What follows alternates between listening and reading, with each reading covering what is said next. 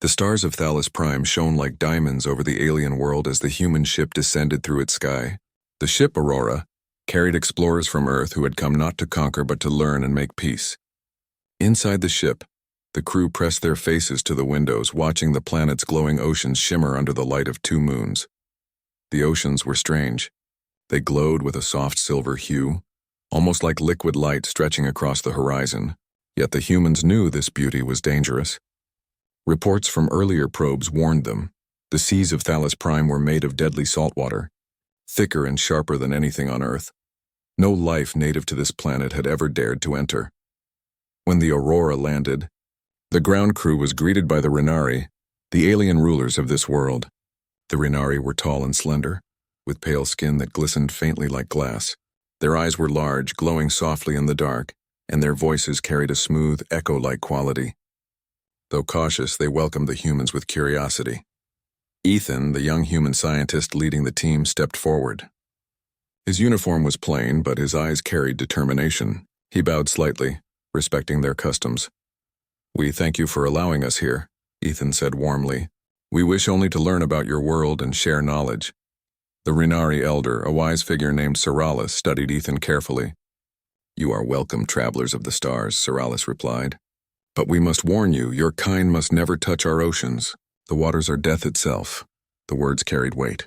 Behind Seralis, other Renari shifted uneasily, as if the very mention of the sea frightened them. One young Renari even covered her mouth, whispering, "Even the strongest stone dissolves in seconds." Ethan listened closely. He wanted to understand.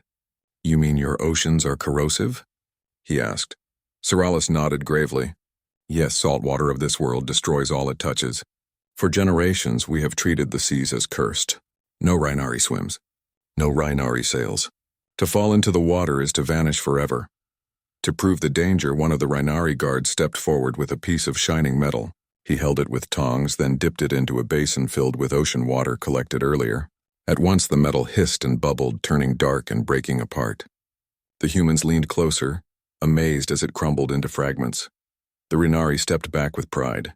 "You see? Even our strongest alloys cannot resist. The sea is poison eternal and untouchable." The human crew exchanged glances. Some looked nervous, but others smiled faintly. Ethan kept his calm expression, though inside his mind was racing. On Earth, salt water was everywhere. The oceans covered most of their homeworld.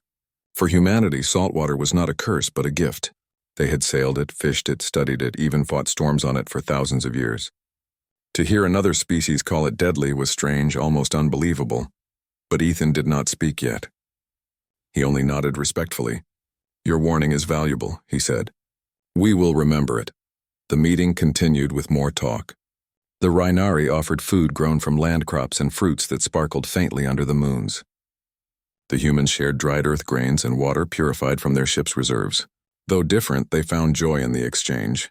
Yet the thought of the ocean lingered in everyone's mind.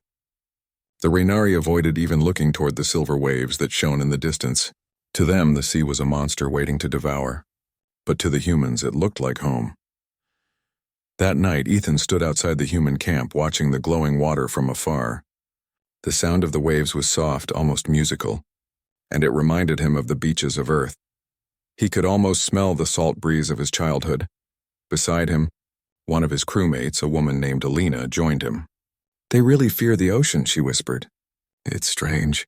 It's the same thing we grew up with." Ethan nodded slowly. "For them, it's death. For us, it's life." Lena tilted her head. "Do you think it's truly the same? Their water destroyed that metal so fast. Maybe it is worse than Earth's oceans." "Maybe," Ethan said thoughtfully. "But maybe not.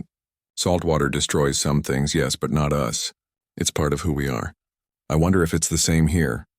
The next morning, the Renari invited the humans to a sacred cliff that overlooked the largest stretch of ocean. The view was breathtaking. The waves shimmered under the rising sun, glowing silver and gold. The air was filled with the scent of minerals, sharp and heavy. Seralis stood with them. "This is the boundary of life and death," the elder said, pointing at the sea. "Many fools in our history tried to master it. None survived. The ocean claims all." The Renari bowed their heads in silence, as if paying respect to something greater than themselves. Ethan, however, kept staring at the waves. His heart beat faster. He remembered the sound of the sea on Earth, the thrill of diving into the waves, the feeling of salt on his skin. For him, the ocean was not an enemy. It was an old friend. He looked at his crew. Some of them were already thinking the same. Their eyes carried the spark of curiosity, of daring.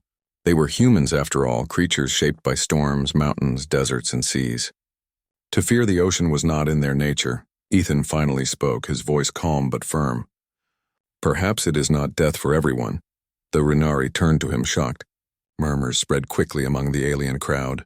Soralis frowned deeply. You cannot mean what I think you mean, human. To touch the sea is madness. Ethan only smiled faintly. We shall see.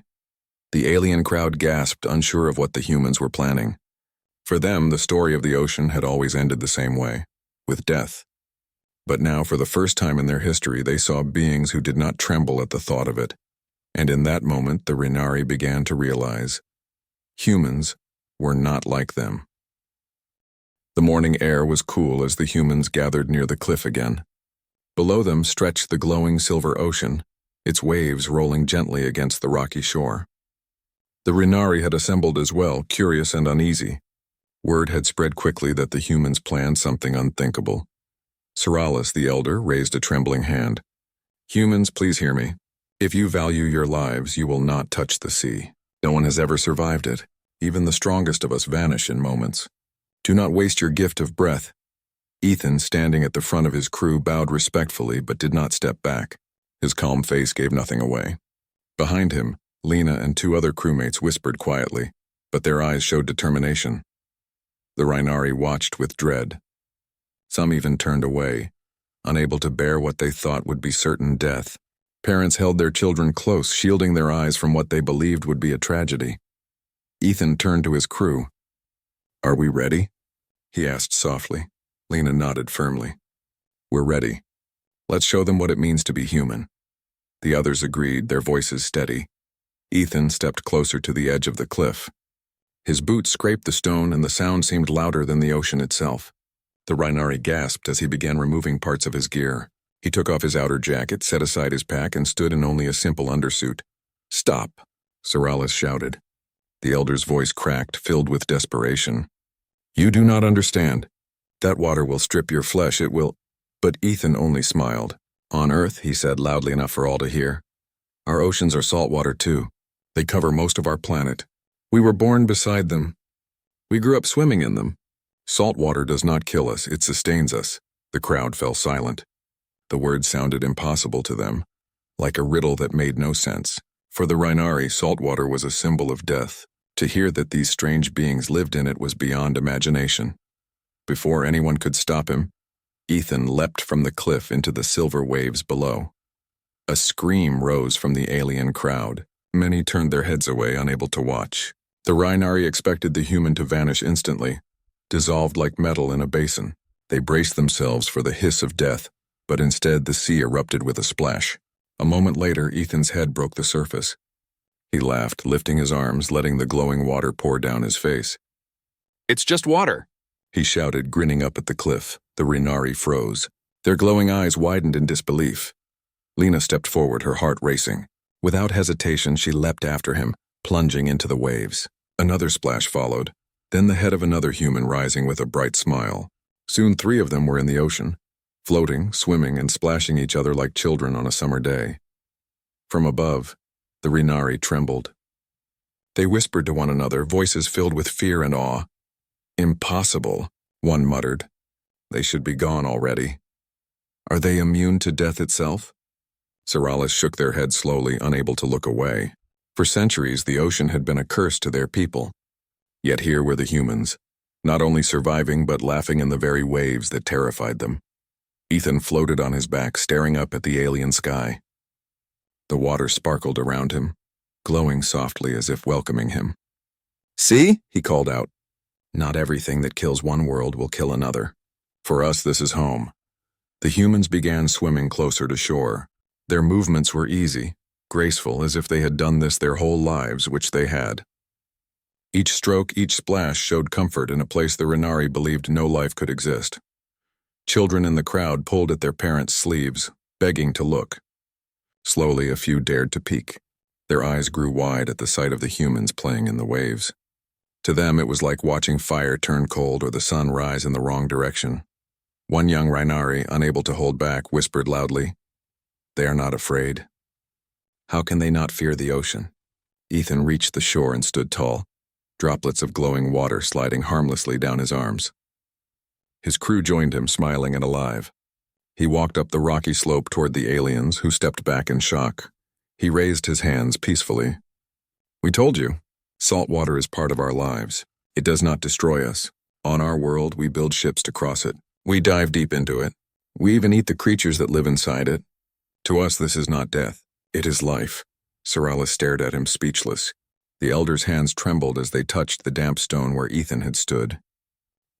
You swam in the ocean and lived," Ethan nodded calmly. "Yes, because we are human. We do not fear the sea. We face it."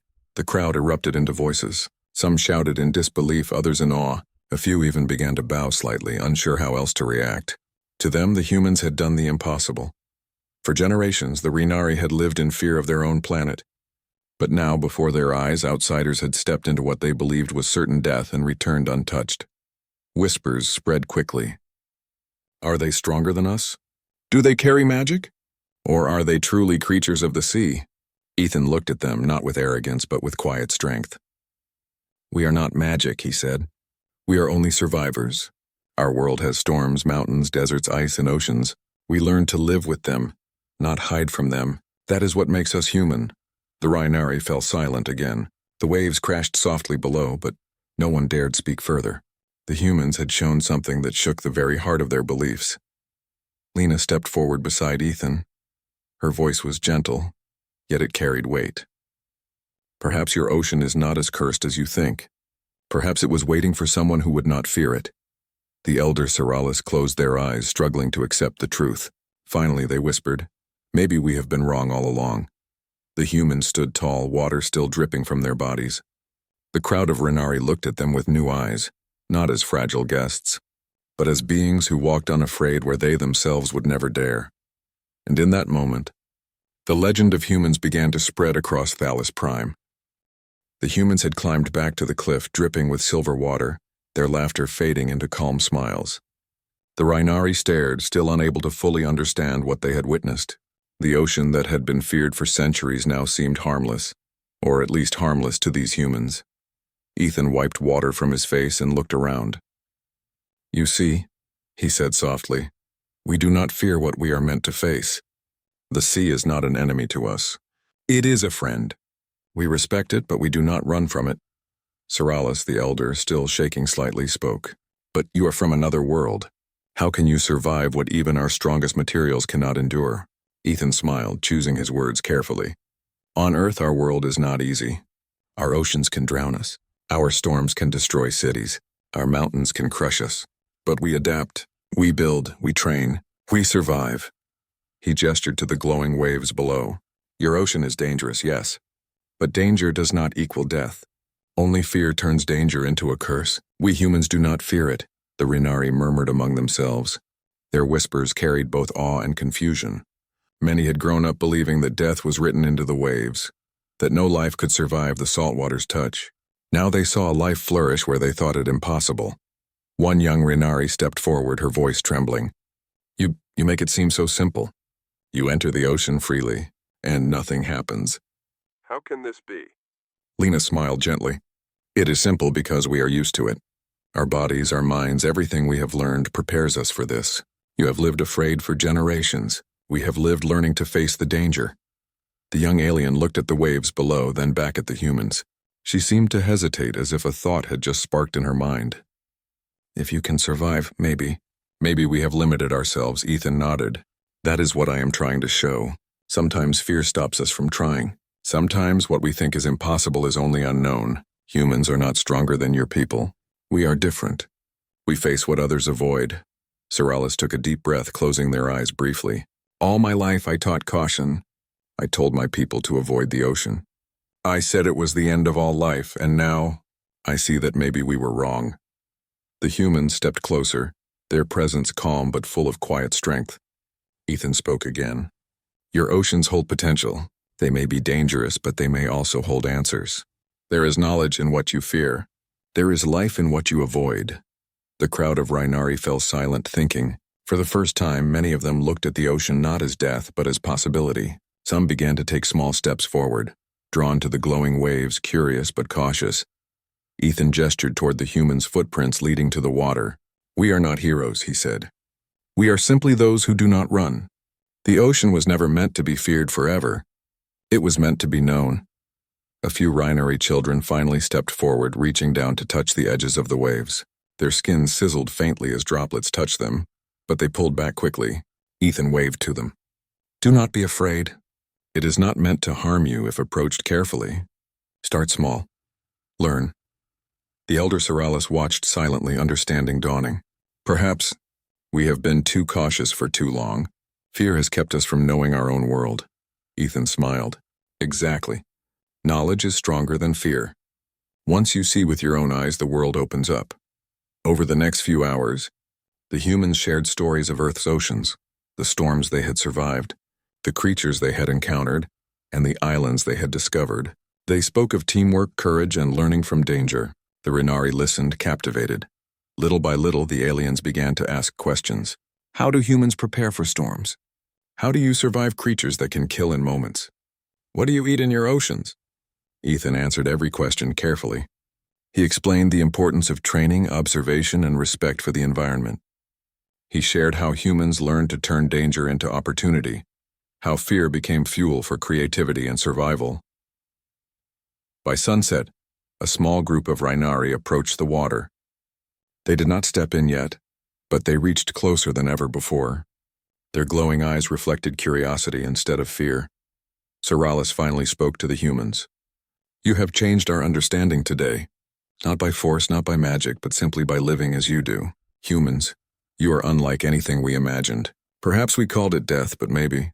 You have shown us life." Ethan nodded humbly. "We do not claim to be better. We only show what we know. Perhaps one day you will explore your oceans as we explore ours." The Rhinari nodded, a mixture of humility and excitement on their faces. The fear that had held them for centuries began to fade. Where once the ocean was a barrier, it now seemed a path. As night fell, the glowing waves reflected the light of the two moons. The humans sat near the shore, their presence calm and steady. The Rhinari began to take careful steps toward the water, observing, learning, and slowly understanding the gift the humans had brought: courage and perspective. Ethan looked up at the sky, feeling the weight of the day. They had come as explorers, but they had left a legacy of hope and knowledge. For the Rhinari, the impossible had become possible. For humanity, it was only another day at the edge of a world that others feared. And as the stars shone above, the humans and the aliens shared a quiet moment, connected by understanding. The oceans of Thalos Prime were no longer a symbol of death. They were a symbol of discovery, courage, and the enduring spirit of life. In the hearts of the Rhinari, respect for humans grew. These beings from another world were not only fearless, they were teachers, showing that the universe had more to offer than fear and caution.